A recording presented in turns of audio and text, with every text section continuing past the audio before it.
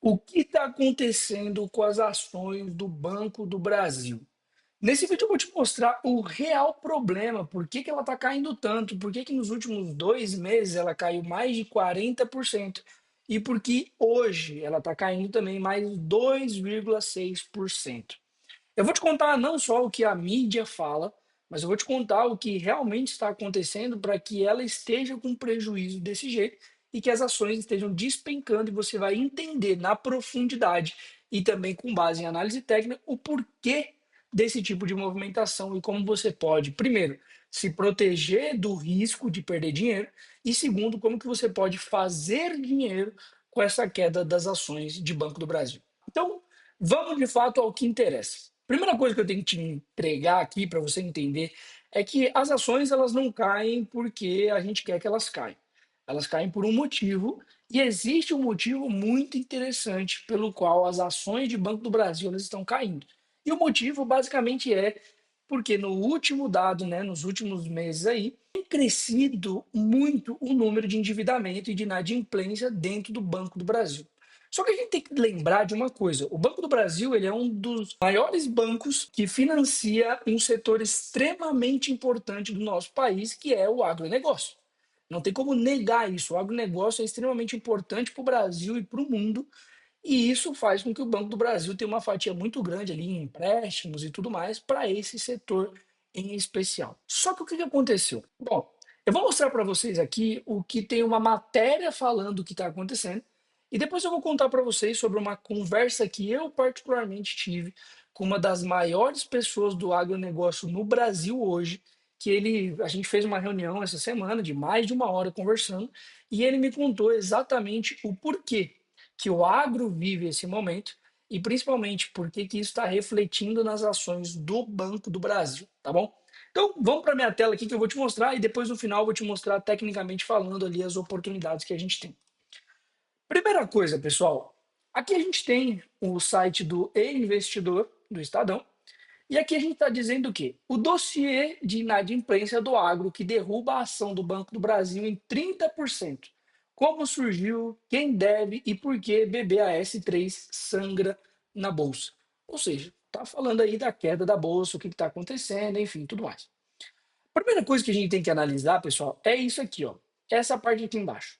O Banco do Brasil divulgará na noite dessa quarta-feira, quinta-feira, perdão, dia 14. Isso daqui a gente está falando do passado, né? Que isso aqui já passou, a gente sabe que o Banco do Brasil deu lucro, só que foi um lucro abaixo do esperado. Então vamos passar dessa parte, vamos descer aqui, que a gente vai pegar uma parte mais importante. A Estatal se encontra no centro das preocupações do mercado financeiro desde quando divulgou em maio um resultado muito aquém do esperado para o primeiro trimestre, retirou a guidance, ou seja, as metas do ano, e deu início a uma tempestade perfeita que derrubou as ações de Banco do Brasil em mais de 30%, para os R$ 19,24 do fechamento do dia 12.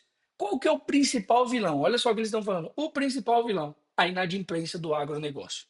Então aqui a gente já sabe que o agronegócio tem grande influência nessa queda das ações do Banco do Brasil. Mas a gente vai entender o porquê que isso está acontecendo com mais profundidade, beleza? Aí ele diz aqui que nesses 2 meses, o Banco do Brasil saiu do posto de ação que ele tinha, dos dividendos e tudo mais, para um papel que deve ser evitado. Eu não digo necessariamente que deve ser evitado, mas que tem que ter ali uma certa cautela na hora de investir, beleza? Vamos para o que interessa. O que eles trazem aqui sobre a crise? O que está acontecendo com o agronegócio do Brasil? A crise no agronegócio não começou em 2025, mas nos anos anteriores, quando os produtores rurais foram impactados pela queda dos preços das commodities agrícolas, pela alta dos custos com insumos e por problemas climáticos. Calma, espera. Isso daqui não é 100% verdade, tá? E eu vou trazer para vocês o que que isso aqui quer dizer e o que realmente faz sentido para que vocês entendam o porquê que isso daqui aconteceu. Vamos lá. Como eu disse para vocês, essa semana eu estive conversando com uma pessoa que ela é extremamente relevante na recuperação de solo de 95% das fazendas do Brasil. E essa pessoa estava comentando comigo o porquê dessa crise. E eu vou te contar agora. Essa crise, como eles estão dizendo aqui, realmente não começou agora em 2025. Ela vem sendo puxada de anos anteriores. E de que anos a gente está falando, Nicolas? Da época da pandemia. A pandemia, ela veio e ela trouxe muitos problemas. Só que uma coisa que parecia ser algo bom, na verdade trouxe problemas para um contexto geral, e eu vou te explicar o motivo. Imagina que no contexto geral do nosso país e de vários outros países, também dos Estados Unidos, e a gente sabe que o Brasil não vende alimentos só para dentro do país, mas ele exporta também para outros países.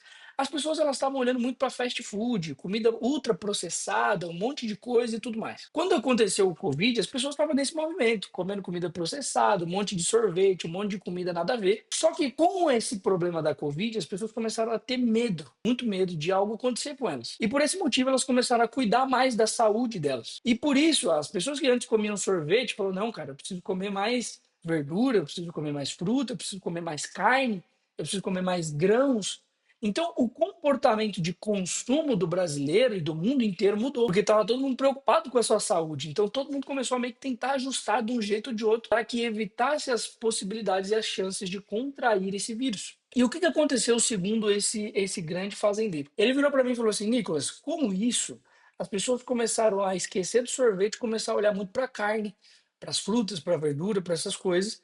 E o preço dessas commodities aumentou astronomicamente. Então ele falou assim para mim: imagina para um produtor que antigamente vendia soja por R$ 70 a saca de soja, vendendo agora por R$ 200. O produtor ele ficou doido. Ele falou assim: cara, tá 300% mais alto do que estava antes. Então eu preciso produzir mais para vender mais e, consequentemente, surfar essa onda e fazer dinheiro também. Só que o que aconteceu, pessoal? Apesar da soja e de outros insumos terem subido tão alto, os fazendeiros, para conseguirem plantar mais e conseguir entregar mais para o mercado, eles começaram a comprar mais fazendas, comprar mais terras e comprar maquinário que pudesse suportar essa alta demanda de alimento que estava começando a surgir no mercado. Eles começaram a pegar empréstimos e empréstimos voltados para a compra dessas fazendas e o maquinário. Só que o maquinário foi ficando mais caro. Então, uma colheitadeira que naturalmente custa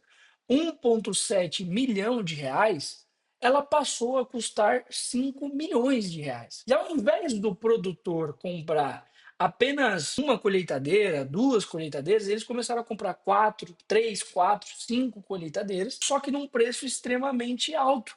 Então ele acabou contraindo o que antigamente ele ia comprar essas mesmas cinco por, sei lá, 5, 7, 10 milhões no máximo, ele contraiu uma dívida de 30 milhões de reais só com colheitadeira para conseguir suprir essa demanda. E o que aconteceu, pessoal, é que ao longo desse processo, o vírus foi passando, a pandemia foi acabando e tudo mais, e o comportamento de consumo das pessoas foi voltando ao que era antes. Sendo que o produtor rural falou assim: cara, não, isso daqui vai ser o novo início, vai ser o novo normal. A soja a R$ 200 a saca vai ser o novo normal. Então eles começaram a botar pressão nisso. Obviamente que faltou um pouco de gestão financeira e faltou também alguém que realmente pudesse ajudá-los nessa questão financeira para que evitasse essa dívida extremamente excessiva. Com certeza. Então, por isso que o papel do assessor de investimento real e não esses monte de safado que tem aí no mercado que só quer ficar empurrando coisa ruim para os outros, um assessor de investimento decente, um consultor de financeiro bom, iria ajudar muito nesse processo aí com os fazendeiros. Mas o que aconteceu no fim das contas foi que eles contraíram essa dívida e a saca de soja que antes estava R$ 200 caiu para R$ 90. Então, o preço voltou ao que era antes, basicamente, e a dívida ficou muito alta. Em contrapartida, e juntamente com isso, a taxa de juros que antigamente estava a 2% ao ano passou para 15% ao ano. É o que a gente consegue visualizar, inclusive, mais aqui abaixo. A taxa de juros básica aqui brasileira, nossa taxa Selic, saltou de 2% para 15% ao ano. Isso faz, pessoal, com que todo o dinheiro tenha um custo maior. Ou seja, tudo que eu for comprar hoje, eu como assessor de investimento, uma pessoa que cuida do meu patrimônio e de vários clientes, você olha para isso aqui e você fala assim: cara, será que vale a pena eu comprar esse imóvel agora? Pô, esse imóvel, se eu for comprar para alugar ele vai me dar mais ou menos 0,5% de rentabilidade ao mês sobre o valor que eu paguei no imóvel. Só que a taxa Selic está me dando 1,2% ao mês, com 15% ao ano. Aí você olha e você fala: cara, será que faz sentido? Não faz sentido, então eu vou ficar aqui. Então, a gente começa a fazer cálculos diferentes e a economia começa a retrair um pouco, porque as pessoas param de ficar gastando, investindo, girando dinheiro na economia e tudo mais. E justamente a taxa Selic ela serve para isso, é um instrumento de regulação da inflação. Então, isso daqui também prejudicou muito o pessoal do agro, e por conta desses motivos, a gente tem um índice de inadimplência muito alto dentro do Banco do Brasil. Essa é a maior característica que a gente tem hoje de problema acontecendo no Banco do Brasil. E isso gera um certo medo, uma certa insegurança para o investidor investir no Brasil. Mas quer que eu te fale a verdade? Pessoal, se o Banco do Brasil quebrar, o Brasil como um todo quebrou. O Brasil como um todo quebrou. Nós estamos todo mundo lascado, lascou com tudo, ok? Então, não faz sentido isso. A gente tem que tomar muito cuidado com esse negócio, porque o Banco do Brasil vai quebrar. Calma. Se o Banco do Brasil quebrar, o Brasil quebra. A gente já virou uma Venezuela. É a mesma coisa que se acontecer o Itaú quebrar. A gente também tá lascado, viramos uma Venezuela, o negócio ficou realmente muito feio. Então o que eu quero que vocês entendam? Não é motivo de ficar louco e falar assim, vai quebrar. Calma, ok? Calma. Existem várias projeções, existem várias coisas que fazem a gente acreditar que o Banco do Brasil ele pode sim se recuperar dessa movimentação e principalmente o agro também se recuperar. Porque o Brasil sem o agro, pessoal, também a gente sofre muito, porque muito dinheiro vem dos impostos, vem do agro. Muitas vendas que a gente faz para o exterior vêm do agro.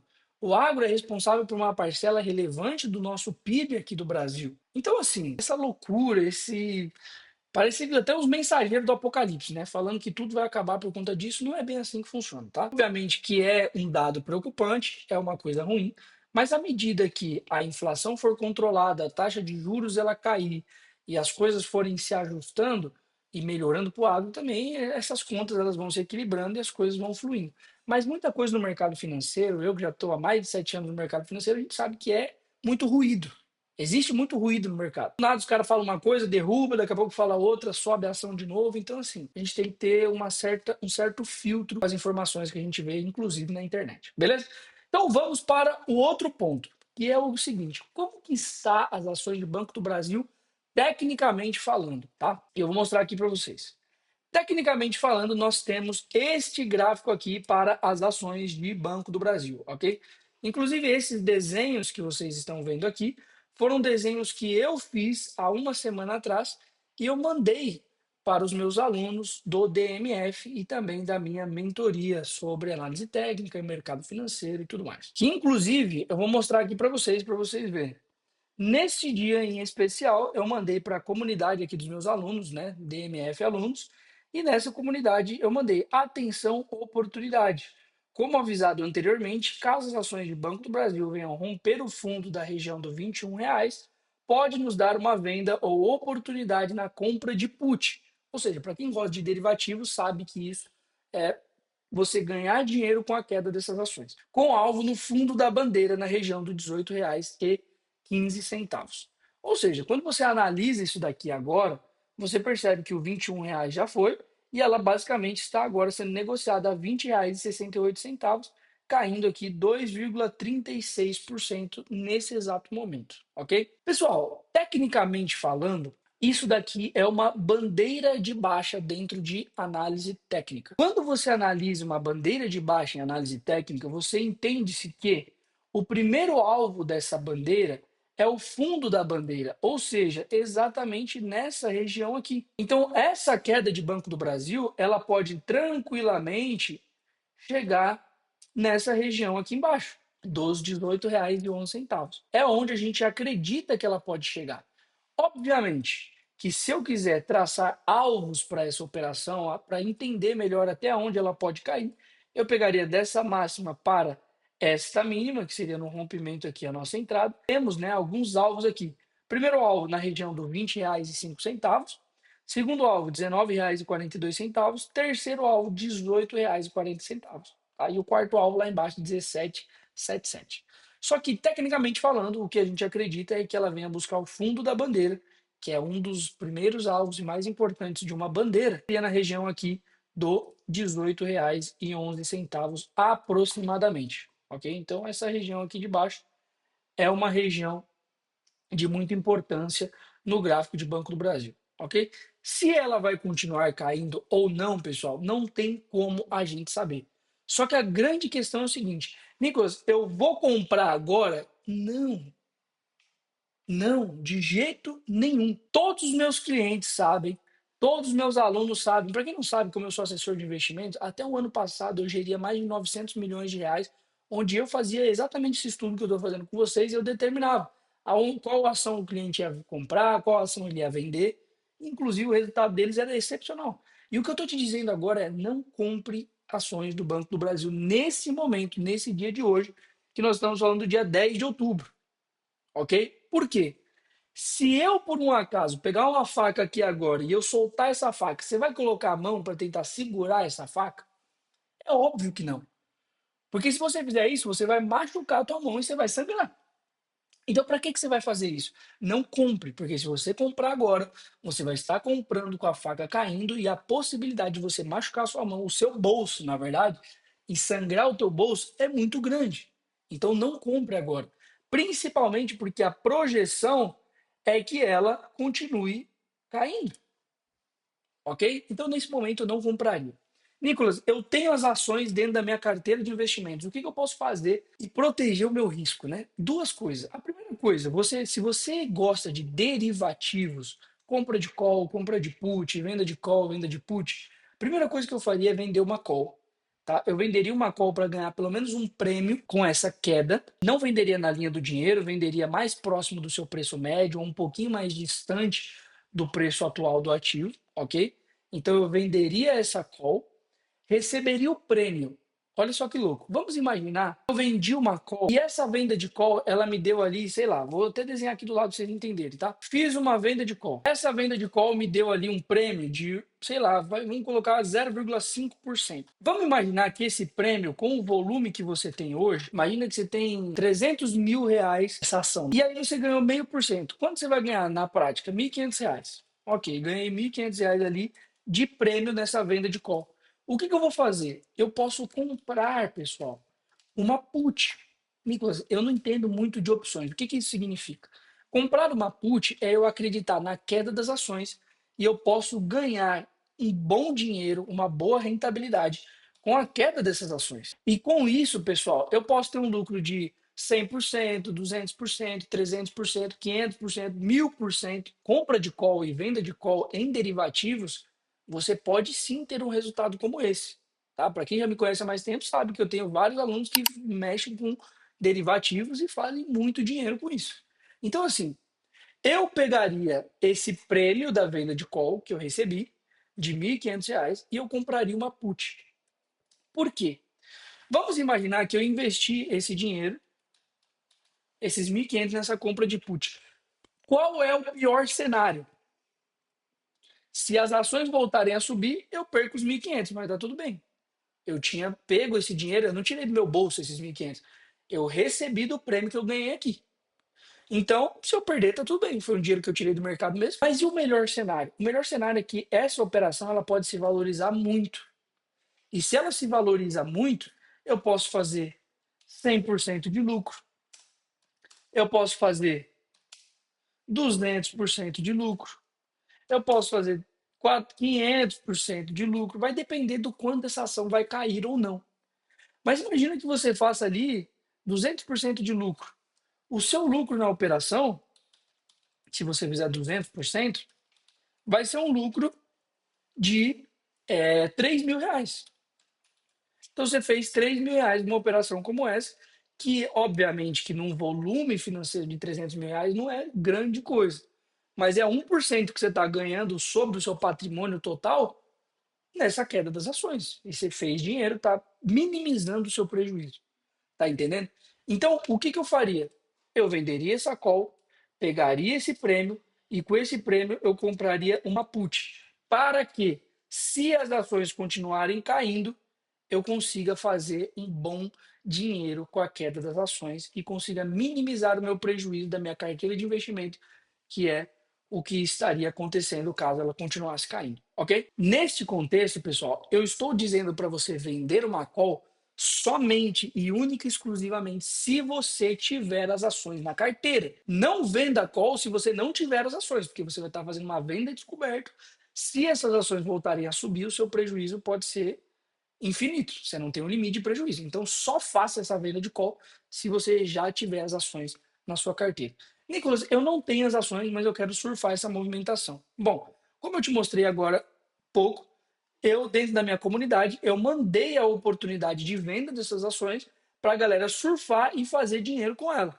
Ou seja, as ações caindo, como aconteceu agora, ele dando continuidade nessa movimentação, os meus alunos com certeza estão fazendo dinheiro ou vendido na ação, entrando em short, ou comprando uma put. Se você não tem as ações e você quer comprar uma put, obviamente que a melhor compra já foi aqui nesse rompimento, como eu mandei na minha comunidade, mas você poderia entrar vendido ou comprar essa put com o dinheiro que você tem. E pensem, pessoal, como você pode perder o valor investido, só arrisque nesse tipo de operação um valor que para você é tranquilo de você perder. Porque nesse tipo de operação, pouco dinheiro pode se tornar muito dinheiro, você pode fazer uma boa rentabilidade. Mas se você colocar muito dinheiro e você perder esse dinheiro, o prejuízo é grande. Então, coloque um valor para você que é tranquilo caso você perca, mas que tem uma possibilidade, uma probabilidade grande de você fazer dinheiro com essa operação.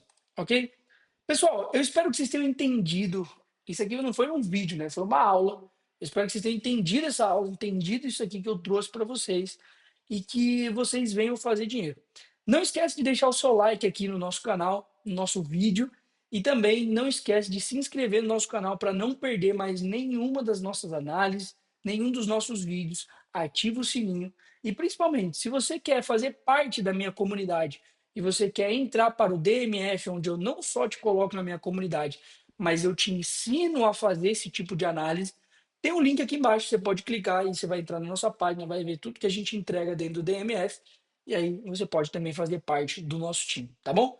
Pessoal, vejo vocês no próximo vídeo, tamo junto e até o próximo.